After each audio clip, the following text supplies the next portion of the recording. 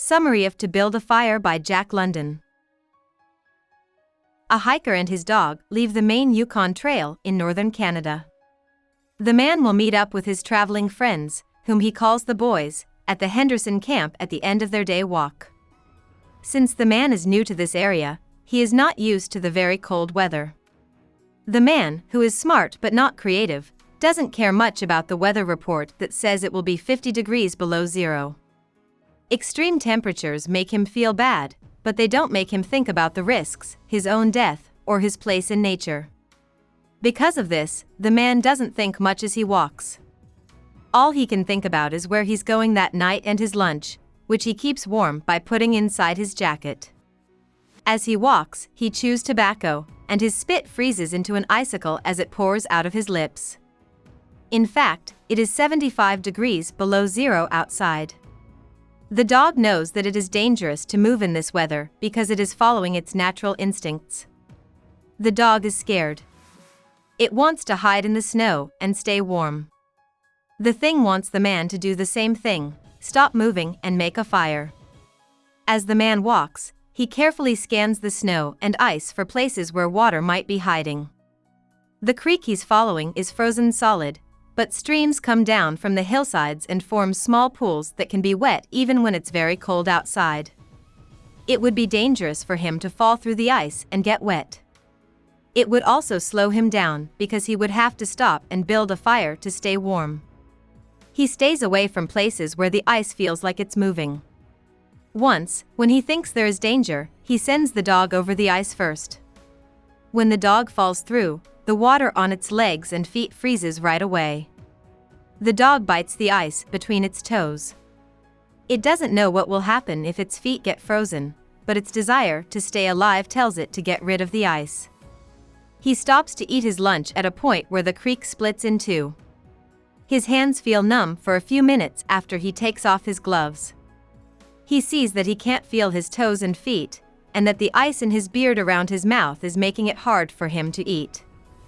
He laughs at himself for being so stupid. He forgot to build a fire to keep himself warm first.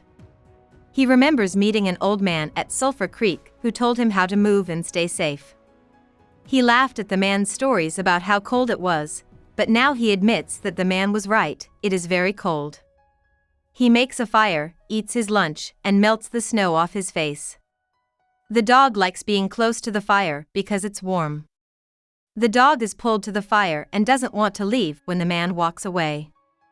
An hour goes by, and the man still can't find any signs of water under the snow.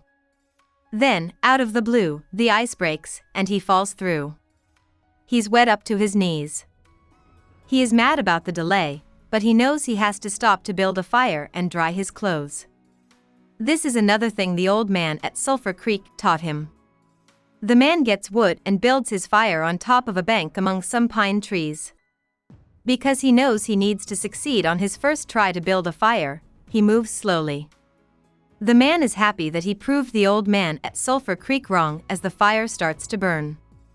When it was 50 degrees below zero, the old man warned that no one should journey alone. Still, the man took care of himself even after an accident. He thinks that any man should be able to do it too. As the man starts to take off his cold moccasins, snow falls from the pine trees above and hits him and his fire.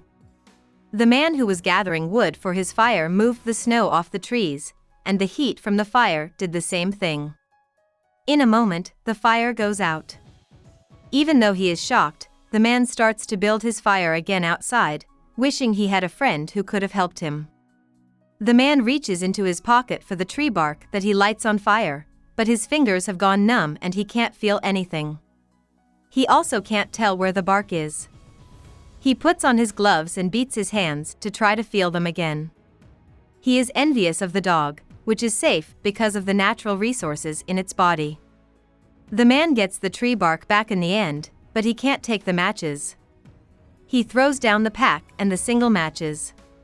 He holds one match in his mouth to light it, but the smoke in his nose makes him drop it in the snow. The man's hands are so cold that he can only hold the whole pack of matches in them. He strikes them all at once out of panic. As he holds the lit stack of matches to the tree bark, he can smell his skin on fire. As soon as the bark starts to burn, he throws the bundle into the snow. He adds plants and wood slowly to the small spark, which means life. He knows that even if he builds a second fire, he will lose some fingers and toes. But his hands are numb, making him awkward, and he spreads the coals, putting out the fire. Seeing the dog makes me think of a crazy idea. The man heard about a person who made it through a winter storm by killing an animal and living inside its body. He believes he could kill the dog, get his hands warm inside it, and then try to build a fire again. The man gets the dog by putting his arms around it, but he knows he can't kill it. He can't hold on to his knife. At this point, the man knows that it's now a matter of life or death. He starts to run down the trail in a panic. He thinks he can run far enough to get to the camp and the boys who can help him. But he can't run for long because his feet and legs are frozen and don't feel anything. He trips and falls, but then he gets up and runs again. He finally lies down in the snow to rest. The man quickly starts running again when he realizes that more and more of his body is frozen. The man sits still and thinks about how to meet his death with honor after the last time he falls. He feels silly for running around like crazy instead of accepting what will happen. He starts to feel sleepy. He thinks about how the boys will find his body the next day on the trail. He feels separate from himself and sees his body in the snow through the eyes of the boys. He tells the old man at Sulphur Creek out loud that he was right, no one should travel alone when it's this cold. The man finally drifts off to sleep. The dog looks at the man and is confused by how still he is until it gets closer and smells death. As evening comes and the stars start to show, the dog howls. The dog eventually turns around and runs down the road toward the camp, where it hopes to find food and a fire that people have left for it. About the author. Jack London was born January 12, 1876. The name of his actual father has not been proven. London's mother married John London while he was a baby. Then the family moved to Oakland, California. From the time he was 13, London worked 12 to 18 hours a day at the nearby cannery. London went to sea as an oyster thief and then on a sealing ship to get away from this hard work. He moved back to Oakland to finish high school. When he was 17, he planned to become a writer by going to college at the University of California, Berkeley. He started college but had to drop out because of financial issues. He never finished and never graduated. He joined the Klondike Gold Rush when he was 21 and went to the Yukon to try to make money. There, he worked harder than ever.